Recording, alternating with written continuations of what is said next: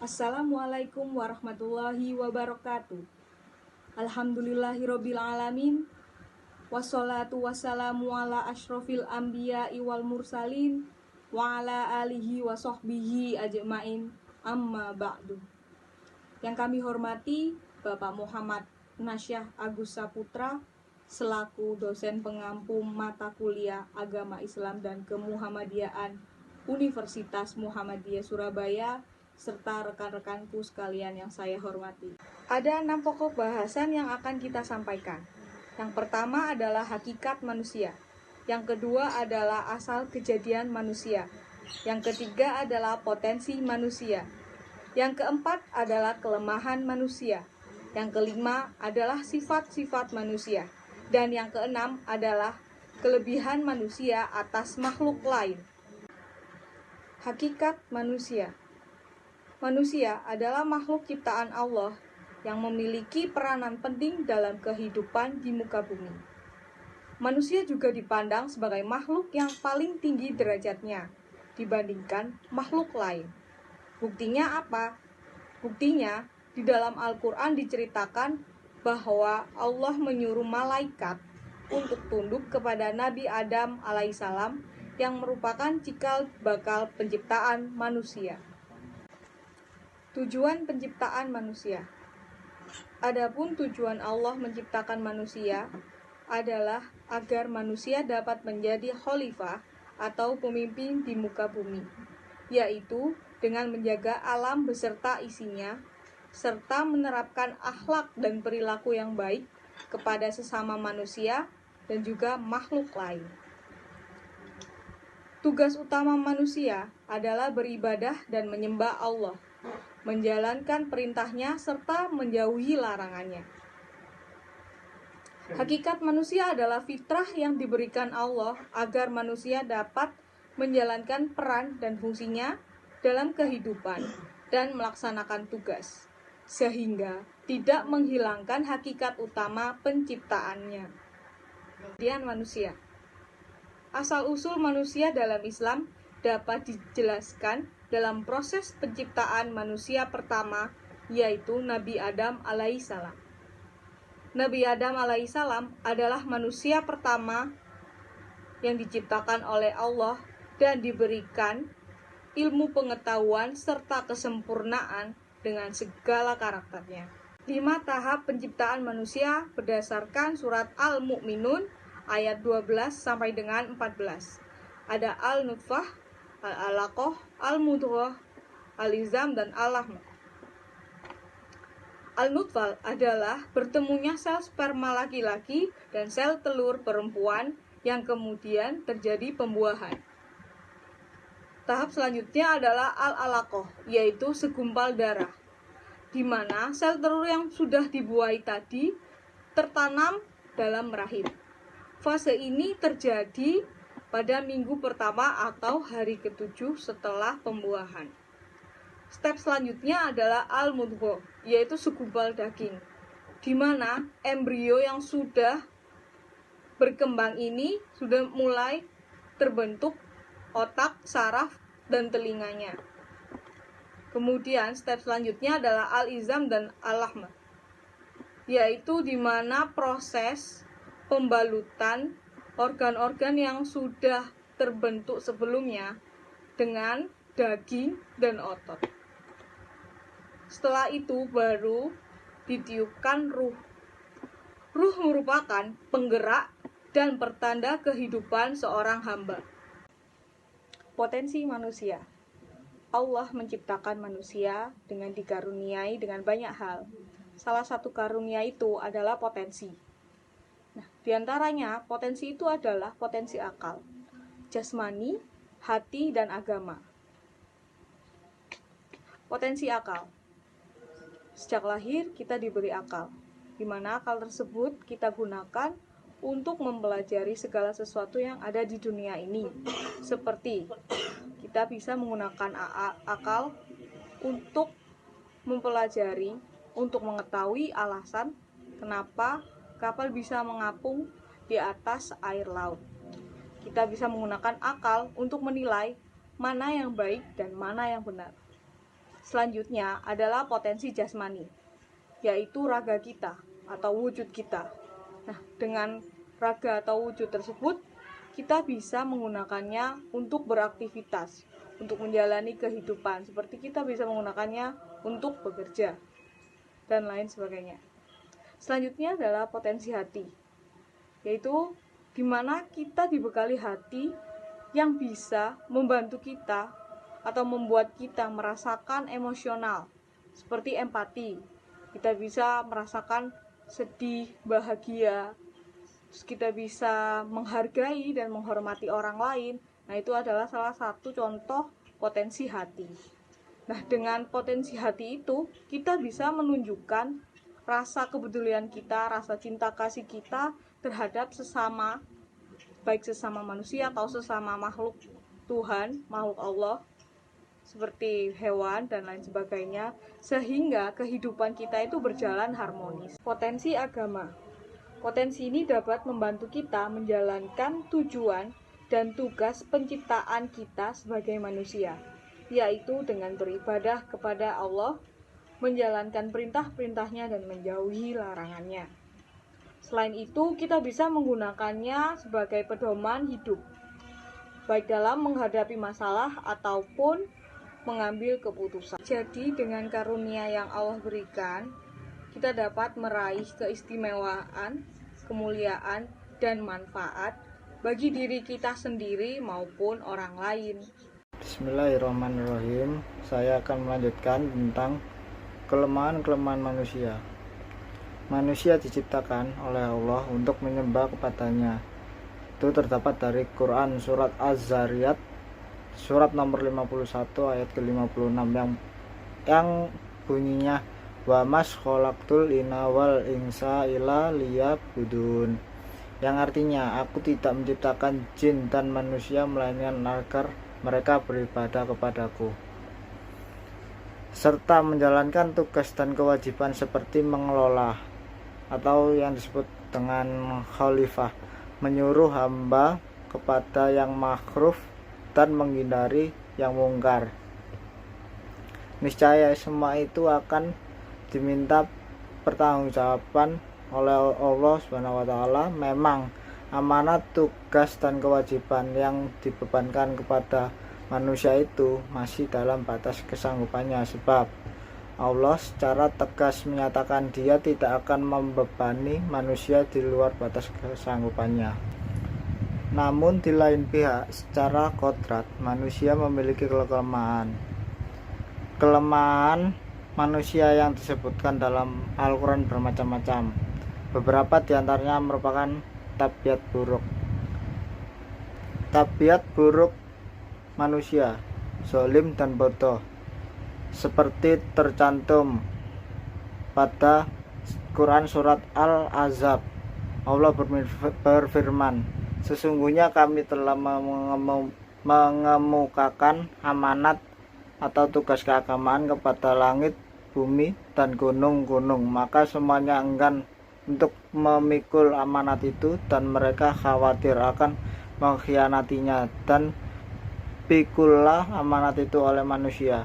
Sesungguhnya manusia itu amat zalim dan amat bodoh.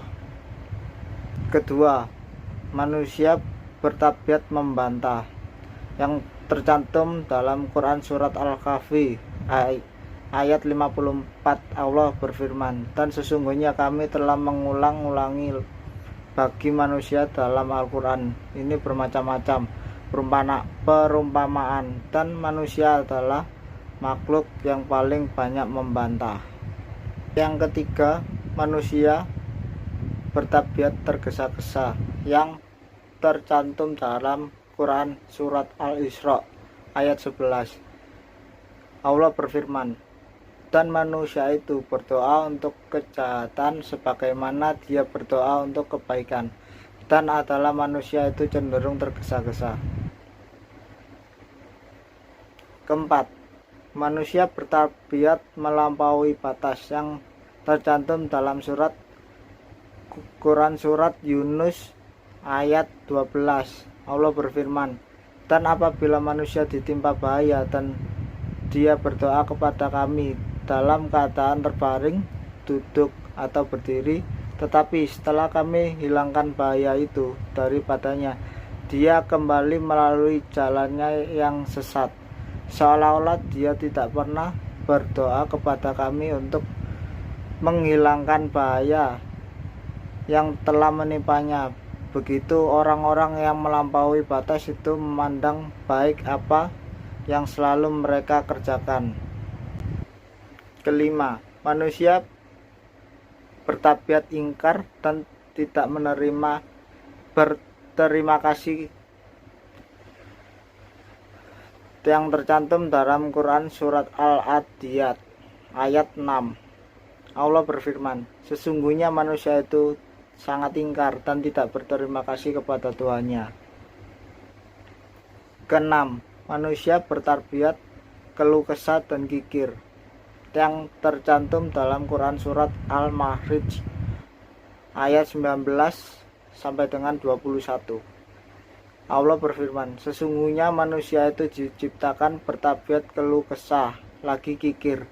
Apabila dia ditimpa kesusahan, dia berkeluh kesah, dan apabila dia mendapatkan kebaikan, dia amat kikir. Ketujuh, manusia bertabiat susah payah yang tercantum dalam Quran surat Al-Balad ayat 4. Allah berfirman, sesungguhnya kami telah menciptakan manusia berada dalam susah payah. Sifat-sifat manusia. Ada banyak sifat manusia yang digambarkan dalam Al-Quran. Penggambaran sifat ini akan membantu untuk lebih introspeksi diri sehingga menjadi manusia yang dicintai Allah SWT. Seperti apa sifat-sifat manusia tersebut? 1. Manusia itu lemah. 2. Manusia itu gampang terperdaya. 3. Manusia itu lalai. 4. Manusia itu penakut. 5. Manusia itu bersedih hati atau yang disebut khawatir. 6. Manusia itu suka membantah. 7.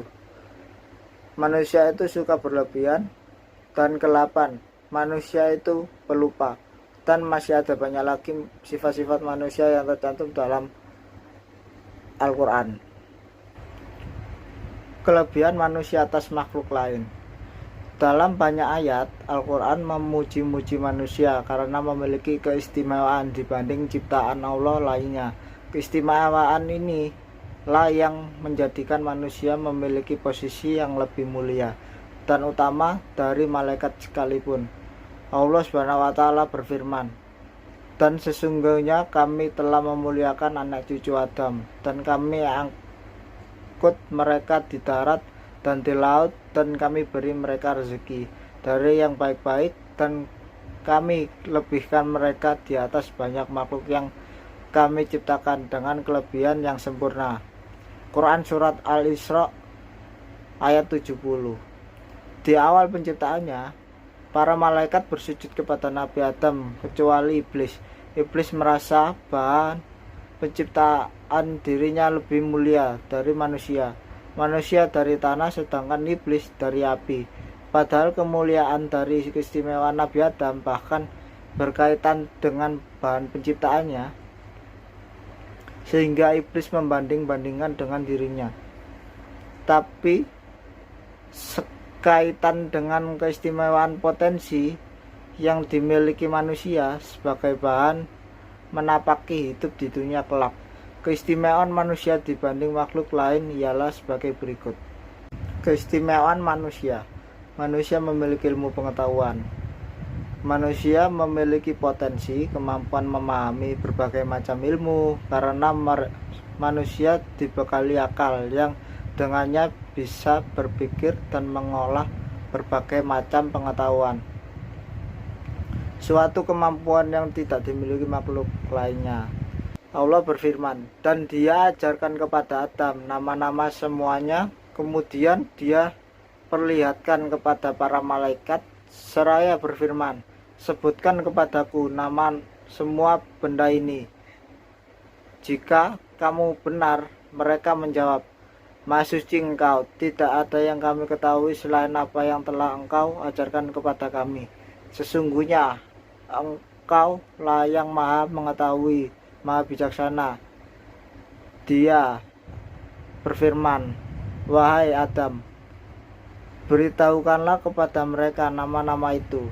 Setelah Adam menyebutkan nama-namanya, dia berfirman, bukanlah telah aku katakan kepadamu bahwa aku mengetahui rahasia langit dan bumi, dan aku mengetahui apa yang kamu nyatakan dan apa yang kamu sembunyikan. Quran Surat Al-Baqarah ayat 31-33. 2. Manusia menjadi khalifah. Dari sisi wujud, manusia memiliki kepantasan menjadi khalifah di muka bumi, memiliki potensi dan kelayakan mewarisi serta menjaga bumi agar tetap menjadi tempat yang layak ditinggali dan tempat makhluk-makhluk lain bertasbih kepada Sang Pencipta. Allah berfirman, dan ketika Tuhanmu berfirman kepada para malaikat, aku hendak menjadikan khalifah di bumi. Mereka berkata, apakah engkau hendak menjadikan orang-orang yang merusak, menumpahkan darah di sana, sedangkan kami bertasbih memujimu dan menyucikan namamu? Dia berfirman, sungguh aku mengetahui apa yang tidak kamu ketahui. Quran Surat Al-Baqarah ayat 30. Ketiga, keistimewaan manusia ialah malaikat bersujud kepada manusia. Di antara bukti lain dari kedudukan tinggi manusia adalah menyuruh para malaikatnya untuk bersujud kepada manusia sebagai bukti ketundukan dan ketaatan malaikat kepada perintah Allah.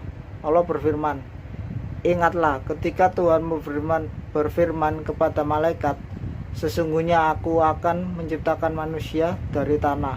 Kemudian apabila telah aku sempurnakan kejadiannya dan aku tiupkan roh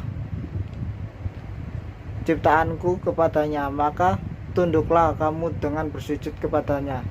Quran Surat Syad surat ke-38 ayat 71-72. Keempat, manusia memiliki akal sempurna yang mengetahui baik buruk. Di antaranya keistimewaan penting manusia adalah pengetahuan baik dan buruk yang dipahami oleh akalnya. Karena pengetahuan akan kebaikan inilah yang akan menjadikan manusia sempurna menuju kepada kesucian.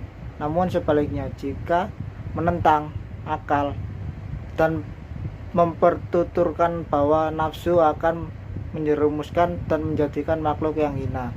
Allah berfirman, demi jiwa serta menyempurnakan ciptaannya, maka dia mengilhamkan kepadanya jalan kejahatan dan ketakwaan. Sungguh beruntung orang yang mensucikan jiwa itu, dan sungguh rugi orang-orang yang mengotorinya. Quran Surat Asy-Syam surat ke-91 ayat 7-10. Manusia dibekali fitrah tauhid.